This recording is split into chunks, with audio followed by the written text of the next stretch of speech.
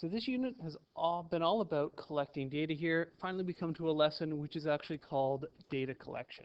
And what we're going to talk about in this lesson is, by the end of it, we're going to be able to recognize and describe the difference between primary and secondary data sources. And we also want to be able to recognize the different styles and types of questions that can be used to collect data on a survey. So first off, let's start with the difference between primary data and secondary data. Secondary data is data that has been collected by someone else who is not you.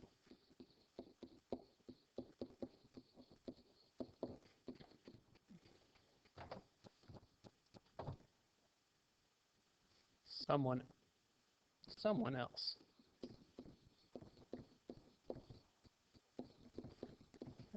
So any data that you get off the internet or from a published article or out of the textbook or from a table, if you didn't collect the data yourself, that is secondary data. So up until now in this course, we have been working almost exclusively with secondary data. Primary data, on the other hand, is data that you yourself collected.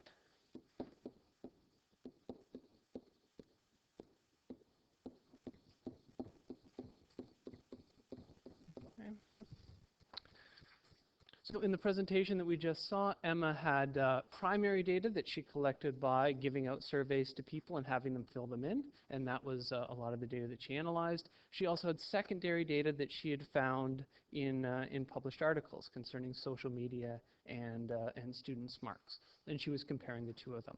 Okay. Now, I said we've been working up until now almost exclusively with secondary data. The focus in this unit is on primary data. And we want to be able to write an effective survey to collect primary data ourselves.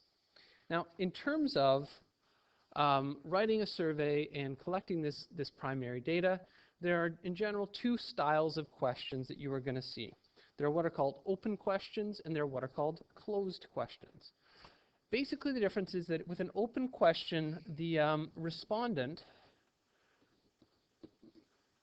and I have to check how to spell respondent. It has an E in there, and I always want to put an A in there. Respondent can answer in their own words.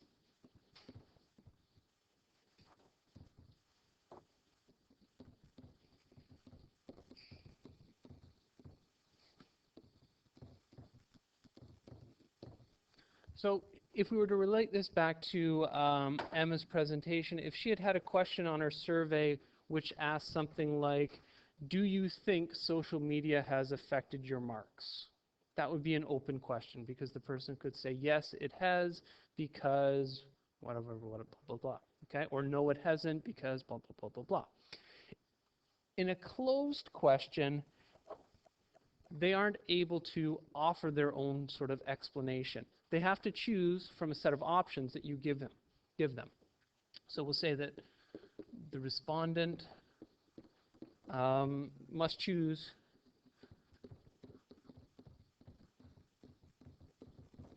from, let's say, a list of options.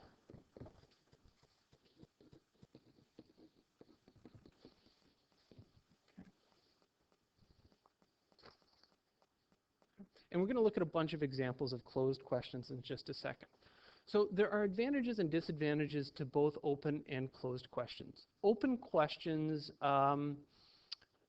allow you to collect a wider variety of information from the people who are doing your responses. But they're much more difficult to collect and collate the information that you're getting. You can imagine having to sort of read through every single one of these responses that people give you on your survey and trying to somehow turn those responses into numbers. Closed questions are a lot more focused. Okay? You want to get a specific piece of information from the people who are answering your survey, so you design your closed question so you can sort of predict exactly what they are going to answer. They're choosing from very specific results. They're a lot easier for you to process in terms of getting your data out of the survey. So most surveys that you guys are going to make are going to consist almost entirely of closed questions. Speaking of closed questions, there are a series of types of questions that can often be closed questions. So Um, 4 of them that are discussed in the learning guide are what are called ranking questions, rating questions, checklist questions, and information questions. And I've just listed those types of questions over there on the right-hand side. Now, I've also got 4 questions here. Let's just match up the type of question to the question that we have here. So our first question is, what grade are you in? 9, 10, 11, 12, or 12 plus? Now notice this is a closed question because they're choosing just from one of those 5 options there. Okay? So what do you think? Is this ranking, rating, checklist, or information, if you had to hazard a guess? What do you think, Daniel? Okay. Are we asking them to rank something in this first question? No. Are we asking them to rate something? No. Are we giving them a checklist? Possibly. But I think what we're really doing here is we are collecting some basic information about this person. Okay? And this is often the way your survey starts. It starts with, you collect their gender, their age, some basic information that is going to let you divide your sample into categories. Okay, so you're just getting basic information in this question. All right, what courses are you taking? English, math, science, art, history, tech, music. The idea here is you're going to ask them to circle all of the ones that are applicable. So what do you think? Ranking, rating, or checklist?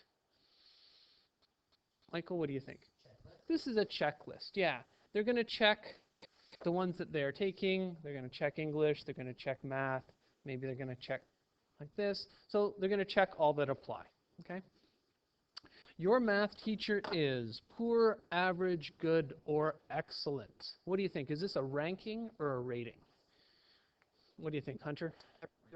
It's a rating, yeah. You're asked to rate how effective your math teacher is. Okay. So you're making sort of a qualitative assessment on how good or bad something is. Now, number the following in the order of importance: in-class lessons, textbook, learning guide, online lessons. What do you think here? Well, it should be kind of obvious by this point, so we'll give this one to McKenna. This is ranking. Yeah, we want to put these things in order, and you would probably give a little bit more instruction in here as to how you wanted to rank them. You might say in the actual question, number these with the numbers 1 to 4 or something like that based on how important you think they are. Okay? And we'll stop there.